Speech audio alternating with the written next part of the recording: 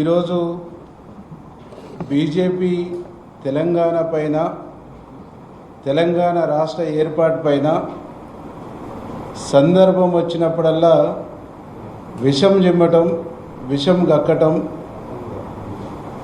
BJP party తన స్వభావాన్ని సందర్భం వచ్చినప్పుడల్లా బయట పెట్టుకుంటుంది. 2014 నుంచి మొదలుకొని 2023 వరకు అనేక సందర్భాల్లో ఈ దేశ ప్రధానిగా ఉన్నటువంటి నరేంద్ర మోడీ తల్లిని చంపి బిడ్డను తీసినట్టు ఆంధ్రప్రదేశ్కు అన్యాయం చేసినని మాట్లాడినటువంటి సందర్భం, తప్పుడు పద్ధతుల్లో రాష్ట్ర విభజన జరిగిందని మాట్లాడినటువంటి సందర్భం 2014 ఫిబ్రవరిలో కానీ, ఏప్రిల్లో కానీ, జూన్లో కానీ ఇట్లా మొదలుకుంటే 2023 వరకు అనేక సందర్భాల్లో మాట్లాడారు. ఇవాళ వాళ్ళ నాయకుడు మాట్లాడినటువంటి విధానాన్ని ఈరోజు కర్ణాటక ఎంపీ తేజస్వి దాని కొనసాగింపుగా మాట్లాడుతుండా స్పష్టం చేయవలసినటువంటి అవసరం ఉంది. ఒక ఎంపీ ఇంత దారుణంగా తెలంగాణ రాష్ట్రాన్ని, తెలంగాణ విభజనను అవమానిస్తూ, అవహేళనపరుస్తూ తన విషయాన్ని గక్కుతున్నప్పుడు అక్కడే ఉన్నటువంటి తెలంగాణ నుంచి గెలిచినటువంటి బీజేపీ ఎంపీలు, 6 ఎంపీలు, 2 మంత్రులు, 2 మంత్రులు ఎందుకు మౌనంగా ఉన్నారు? ఎందుకు మాట్లాడతలేరు? మీకు కూడా తెలంగాణ ఏర్పాటు పట్ల, తెలంగాణ రాష్ట్రం రావటం పట్ల మీకు కూడా ఇష్టం లేదా? ఎట్లాగా కేంద్ర మంత్రి అయినటువంటి కిషన్ రెడ్డికి తెలంగాణ వాది కాదు, తెలంగాణ వ్యతిరేకి. తెలంగాణ ఉద్యమం కోసం ఆ రోజు అందరూ రాజీనామా చేస్తే రాజీనామా నుంచి పారిపోయినటువంటి వ్యక్తి కాబట్టి కిషన్ రెడ్డి మాట్లాడాడు. మిగతా వాళ్ళకి ఏమైంది? ఎందుకు మాట్లాడరు? నిజంగా ఈరోజు కాకినాడ తీర్మానాన్ని ఒక్క ఓటు 2 రాష్ట్రాలని చెప్పేసినటువంటి బీజేపీ ఇవాళ తెలంగాణ రాష్ట్రం పైన ఎందుకు విషం కక్కుతుంది? ఎందుకు విషం జిమ్ముతుంది?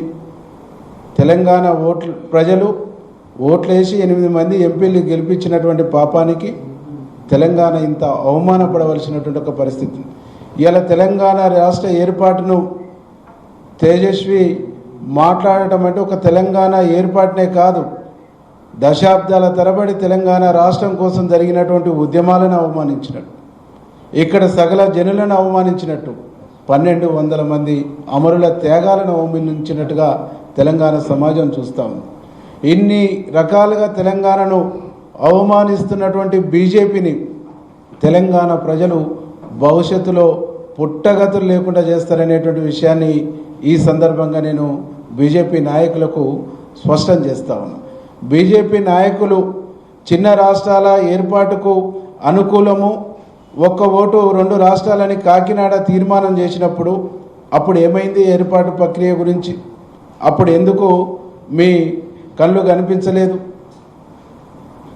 పార్లమెంటులో సుష్మా స్వరాజ్ గారు తెలంగాణ కోసం మాట్లాడి తెలంగాణ కోసం మద్దతు తెలిపితే తెలంగాణ చిన్నమ్మగా ప్రచారం చేసుకుంటున్న మీరు ఇలా సుష్మా స్వరాజ్ మాట్లాడింది కూడా తప్పు అని చెప్పగలుగుతారా? సుష్మా స్వరాజ్ ఆ రోజు తప్పు చేసింది, తెలంగాణకు సపోర్ట్ చేసి అని చెప్పేసి స్పష్టం చేయగలుగుతారా? అంటే దేంట్లో కూడా మీకు ఒక సరైనటువంటి విధానం, సరైనటువంటి వైఖరి లేదు. పార్లమెంటు నుంచి రాజ్యసభకు బిల్లు వచ్చినప్పుడు ఆనాడు వెంకయ్య నాయుడు అనేక రకాలుగా అడ్డం నిలువు మాట్లాడినటువంటి, అనేక రకాలుగా ఆయన వ్యవహరించినటువంటి వ్యవహార శైలి కూడా సమాజం చూసింది. కాబట్టి ఈరోజు ఈ రాష్ట్ర బీజేపీ నాయకులను మేము స్పష్టంగా అడుగుతా ఉన్నాం, తేజస్వి మాట్లాడింది మీ పార్టీ విధానమా? అదే మీ పార్టీ లైనా?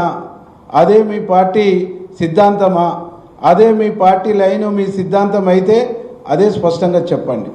లేదు తప్పంటే తప్పని చెప్పేసి చెప్పండి. బహిరంగంగా తెలంగాణ ప్రజలకు క్షమాపణ చెప్పాలని చెప్పేసి డిమాండ్ చేయండి. పార్లమెంటులో ఉన్నటువంటి ఎంపీలు నోరు విప్పాలి.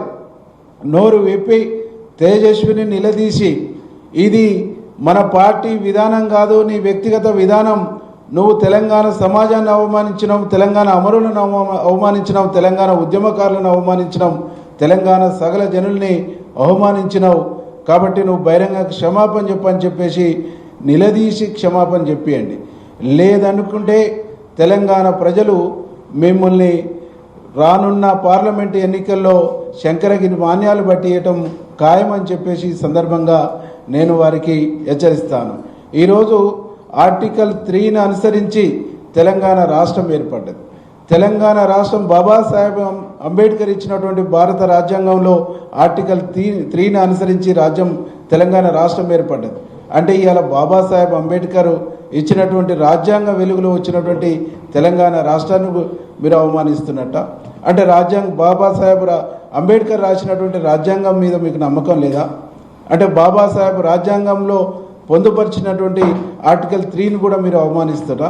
ఇట్లా చెప్పుకుంటూ పోతుంటే ఈరోజు బీజేపీ ఎంపీ మాట్లాడినటువంటి దాంట్లో ఒక కుట్రపూరితమైనటువంటి విషపూరితమైనటువంటి ఒక విద్రోహపూరితమైనటువంటి బుద్ధి దాగి ఉన్నది. ఈ బుద్ధి నరేంద్ర మోడీ అమిత్ షా నుంచి వచ్చినటువంటిది తప్ప ఇది ఆయన సొదగా ఆయన బుర్రలో పుట్టింది కాదు అని చెప్పేసి మేము ఈ సందర్భంగా భావిస్తాం. ఎందుకంటే సొదగా ఆయన వ్యక్తిగతంగా మాట్లాడి ఉంటే మన రాష్ట్ర 6 ఎంపీలు మౌనంగా ఉండేటోళ్ళు గారు, మన రాష్ట్రం నుంచి ఉన్నటువంటి 2 మంత్రులు మౌనంగా ఉండేటోళ్ళు గారు, ఈ రాష్ట్ర బీజేపీ అధ్యక్షుడు కూడా సమర్థించినట్టు మాట్లాడేటువంటి వాడు కాదు. అంటే ఖచ్చితంగా ఇక్కడ బీజేపీ పార్టీకి తెలంగాణ రాష్ట్రం పైన, తెలంగాణ రాష్ట్ర ఏర్పాటు పైన ఒక కాలకూట విషయాన్ని చింపేటువంటి స్వభావాన్ని వంట పట్టించుకొని కావాలని చెప్పేసి తెలంగాణ రాష్ట్రం పైన విషం జిమ్ముతుర్రు, విషం కక్కుతుర్రు. వీళ్ళ విషపూరితమైనటువంటి బుద్ధిని సందర్భం వచ్చినప్పుడల్లా ప్రదర్శిస్తుర్రు. కాబట్టి తెలంగాణ సమాజానికి మొత్తం మేము విజ్ఞప్తి చేస్తా ఉన్నాం. బీజేపీ పార్టీ అనేటువంటిది తెలంగాణ సమాజానికి ఒక శని లాంటిది, ఒక శాపం లాంటిది. వీళ్ళు చెప్పులు మోసేటువంటి వాళ్ళే తప్ప తెలంగాణ ప్రజలకు ఏదో వనగూర్చేటోళ్ళు గారు అనేటువంటి విషయాన్ని గమనించి భవిష్యత్తులో తెలంగాణ గడ్డపైన బీజేపీ యొక్క పార్టీకి స్థానం లేకుండా ప్రజలందరూ కూడా తగిన బుద్ధి చెప్పాలని చెప్పేసి మేము ప్రజల్ని విజ్ఞప్తి చేస్తాం. బీజేపీ నాయకులు మాట్లాడుతూ తెలంగాణ ఏర్పడము, తెలంగాణ అమరులపైన మా గౌరవం ఉంది. అయితే తెలంగాణ విషయంలో కాంగ్రెస్ తొలి దశ ఉద్యమం కావచ్చు, మొదటి దశ ఉద్యమం కావచ్చు, అనేక మంది ప్రాణాలను తీసుకున్న వైరం పైన మేము వ్యతిరేకిస్తున్నాము. దాన్ని పోల్చి చెప్పడంలో భాగమే ఆయన మాట్లాడి తప్ప తప్పు లేదు. తెలంగాణ రాష్ట్రం ఏర్పడి తెలంగాణ రాష్ట్రాన్ని ఇచ్చింది సోనియా గాంధీ. 2 రాష్ట్రాలలో కాంగ్రెస్ పార్టీకి నష్టమవుతుందని తెలిసి కూడా ఇక్కడ అమరుల త్యాగాల్ని, స్వయంగా తన భర్తని ఈ దేశం కోసం త్యాగం చేసినటువంటి త్యాగమూర్తి కాబట్టి, వారి అత్తని ఈ దేశం కోసం త్యాగం చేసినటువంటి త్యాగమూర్తి కాబట్టి, తల్లి గర్భశోకం తెలిసినటువంటి వ్యక్తి కాబట్టి తెలంగాణ రాష్ట్రాన్ని ఇచ్చి తెలంగాణ అమరుల కళల్ని నిజం చేసినటువంటి నిజమైన మాతృమూర్తి సోనియా గాంధీ. సోనియా గాంధీ ఇచ్చినటువంటి తెలంగాణలో ఈరోజు మనం అందరం కూడా సంతోషంగా హ్యాపీగా ఉన్నాం.